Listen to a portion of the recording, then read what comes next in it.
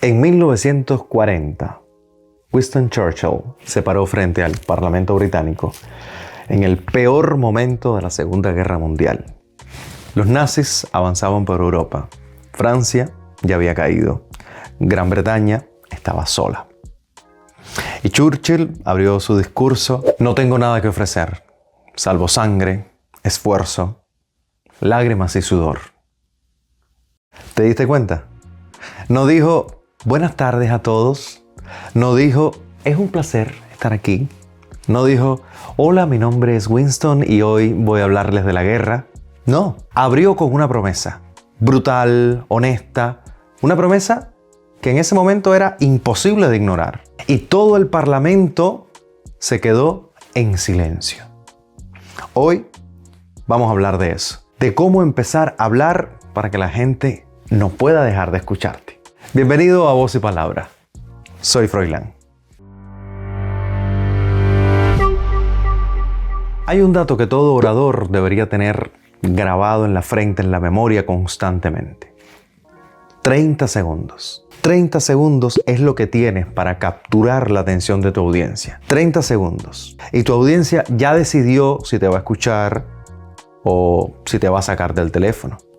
Pero ahora, ¿por qué 30? Porque el cerebro humano evalúa rápidamente si algo merece su atención. Es un mecanismo de supervivencia. Nuestro cerebro está diseñado para filtrar estímulos. Y si en los primeros segundos no detecta algo relevante, interesante o sorprendente, clasifica tu voz como ruido de fondo. ¿Y sabes qué activa? Pues activa el modo ruido de fondo más rápido que cualquier otra cosa y te fuiste. Un saludo genérico. Buenas noches a todos, mi nombre es fulano de tal. Es un placer estar aquí con ustedes. Hoy les voy a hablar sobre... Eso no dice nada, no promete nada, no genera ninguna emoción. Y el cerebro de tu audiencia lo va a traducir así: ay, yo que quería estar en otro lugar, nada interesante, no vaya a quedarme aquí a oír a este. Ahora, ¿eso significa que nunca debes saludar al iniciar un discurso? Pues no. Significa que el saludo no debe ser con lo que abras. Primero capturas, después saludas. Ese es el orden correcto. Primera técnica, abrir con una pregunta. Pero, a ver, ¿qué pregunto? Bueno, depende de lo que vayas a hablar y dónde. Pero no cualquier pregunta. Una pregunta que la audiencia no se espere. La diferencia entre una pregunta aburrida y una pregunta poderosa es el grado de sorpresa que genera esa pregunta. Una pregunta aburrida. ¿Alguna vez les ha pasado que están nerviosos al hablar en público? Bueno, no tanto. Todo el mundo puede sentir, nadie se engancha. Es una pregunta obvia. Pero si lo cambias y dices: ¿sabían que el miedo a hablar en público supera el miedo a la muerte? Oye, eso ya es otra cosa. Eso genera una reacción diferente. La gente levanta las cejas, se miran entre ellos, quieren saber más. ¿Y por qué? Porque tiene 3 características. La primera, va a contener un dato o una idea que la audiencia, tu audiencia, no tenía antes. Lo segundo, es breve. 2 líneas. Se acabó. Máximo 2 líneas. Tercero, no la vas a responder inmediatamente. La dejas que cuelgue, que se quede en el aire por unos segundos, por un tiempo. Esos segundos, ese tiempo de silencio después de la pregunta, son los que van a generar la curiosidad. Segunda técnica, abrir con un dato, abrir con una cifra, una estadística, pero que al igual que el que ya hablamos, sea sorprendente. No cualquier número funciona. Tiene que ser un número que rompa lo que la audiencia asumía como verdad. Un mal ejemplo. El 70% de las personas se pone nervioso al hablar en público. Eso no sorprende a nadie. Todo el mundo ya sospechaba, incluso que más que el 70%, pienso yo. Un buen ejemplo, para seguir el mismo tema que estamos hablando, sería: en una encuesta de 2.000 personas, más gente dijo tenerle miedo a hablar en público que a morir. Literalmente prefieren estar en el ataúd que dando el discurso en el funeral. ¿Ves la diferencia? La regla es sencilla, es esta. Si el dato que tienes, si la pregunta que vas a hacer, con lo que vas a iniciar, genera la reacción ¿en serio? Eso funciona. Si genera la reacción, sí, Ya lo sabía. Pues no funciona. O un truco técnico es que el dato no tiene que ser el tema central de tu presentación. Puede ser un dato lateral que de alguna manera conecte con lo que quieres hablar, con lo que quieres decir. Lo importante es que active la atención. Y una vez que la atención está activa, ahí sí te presentas y puedes llevarla donde quieras. Tercera técnica y probablemente la más poderosa de las 5 que te dejo en este episodio de hoy. Abrir con una historia. No una historia larga. No, un cuento de 15 minutos, tampoco. La historia de tu vida, no me importa. Una microhistoria de 30, 60 segundos que ponga a tu público dentro de una escena. La razón por la que eso funciona es neurológica. Cuando alguien te cuenta datos, se activan 2 áreas de tu cerebro. Pero cuando alguien te cuenta una historia, se activan hasta 7 áreas, incluyendo las áreas sensoriales y emocionales. ¿Cómo construyes esa microhistoria de apertura? 3 elementos. Un lugar, un momento concreto, eso es lo primero. No lo típico de, una vez me pasó algo. No. Segundo, una tensión, algo que no salió como esperabas. Un conflicto, un momento de incertidumbre, de duda. Y tercero, una conexión con el tema que vas a hablar, porque hay que ser coherente. La historia tiene que llevar naturalmente al tema de tu presentación. Si no conecta, es una anécdota bonita, pero inútil. Un ejemplo. Yo tenía 19 años cuando hice mi primera transmisión en vivo en Radio Vertientes. Me senté al micrófono, se encendió la luz y durante 3 segundos que yo sentí como si fueran horas, no me salió una sola palabra. Hoy te voy a contar lo que aprendí en esos 3 segundos sobre lo que significa comunicar de verdad.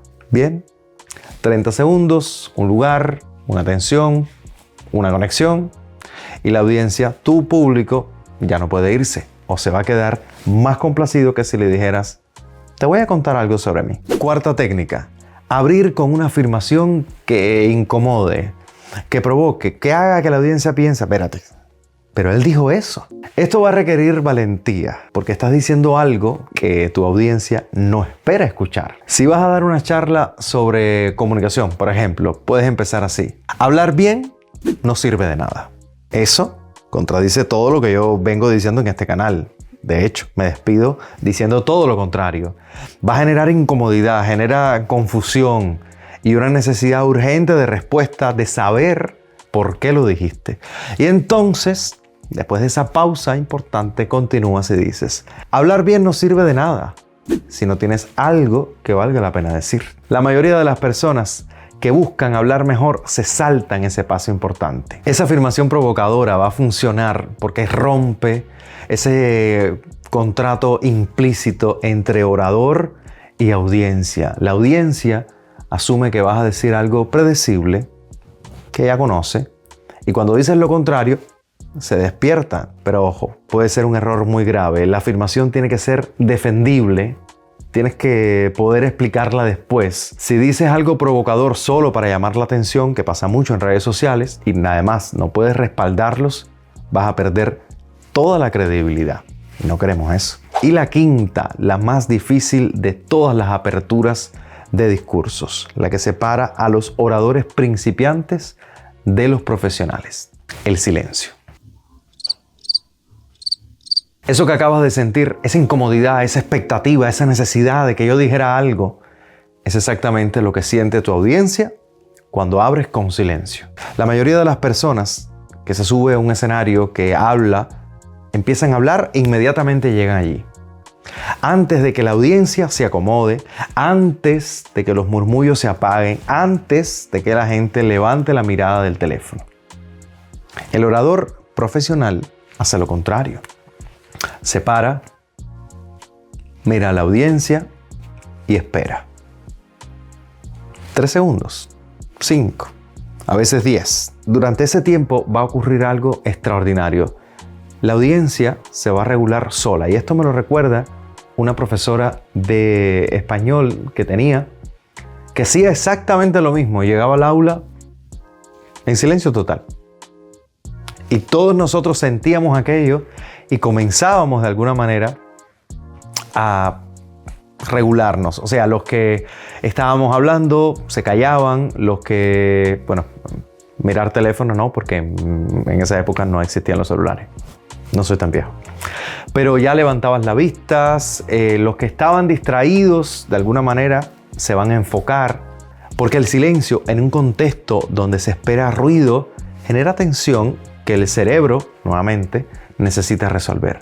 Y cuando finalmente hablas, después de ese silencio, lo que diga tiene 3 veces más peso, porque llegó después de esa expectativa que creaste. El silencio es la herramienta más poderosa que tiene un comunicador y lamentablemente es la que menos se usa. Y para cerrar, hay 3 cosas, porque hablamos de cómo iniciar, pero hay 3 cosas que nunca debes hacer al empezar un discurso. La primera, nunca te disculpes. Perdón, estoy un poco nervioso. Oh, disculpen, no soy muy bueno hablando. No, eso mata tu autoridad antes de que empieces a decir cualquier cosa, aunque lo que digas sea valioso. La audiencia no le interesa y no necesita saber que tú estás nervioso. Y si lo notan, no se lo confirmes. La segunda, nunca leas la primera frase. Si hay un momento del discurso que debe salir de memoria, con los ojos en la audiencia, no en el papel que llevas, es la apertura.